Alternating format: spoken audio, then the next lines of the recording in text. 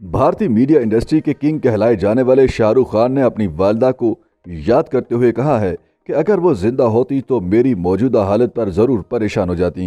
Hindustan times को interview में शाहरुख खान ने बताया कि अगर उनकी वालिदा जिंदा होती तो सबसे पहले तो ये कहती कि तुम बहुत कमज़ोर और दुबले हो गए हो, थोड़ा सा वज़न बढ़ा लो, तुम्हारा मुंह कैसा अजीब हो गया है, तुम्हारे गाल भी अंदर चले गए हैं, थोड़ा सा खाना पीना बढ़ाओ। बॉलीवुड के बादशाह ने कहा कि आज अगर उनके वालिदैन जिंदा होते तो वो उनकी कामयाबी पर ज़रूर फ़ख्र करते।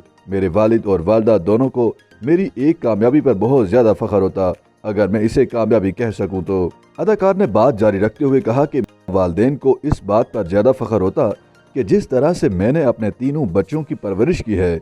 याद रहे कि शाहरुख खान के 2 बेटे और 1 बेटी है।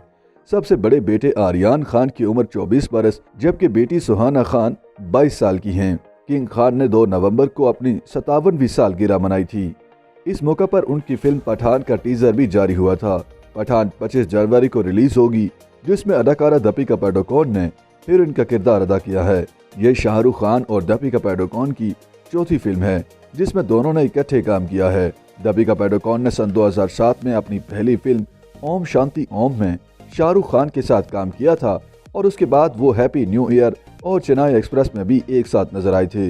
वाज़ेह रहे कि रवां साल जून में शाहरुख खान ने इंडियन सिनेमा में अपने 30 साल मुकम्मल किए हैं। YouTube पर गूगली न्यूज देखने के लिए youtube.com की सर्च बार में गूगली न्यूज टीवी टाइप करें। गूगली न्यूज के पेज पर सुर्ख रंग के सब्सक्रिप्शन वाले बटन पर क्लिक करना ना भूलिए। YouTube पेज पर अपलोड होने वाली वीडियोस से बाखबर रहने के लिए बेल आइकन पर क्लिक कीजिए। आपको हर नई वीडियो के बारे में नोटिफिकेशन मौसूल हो जाएगा।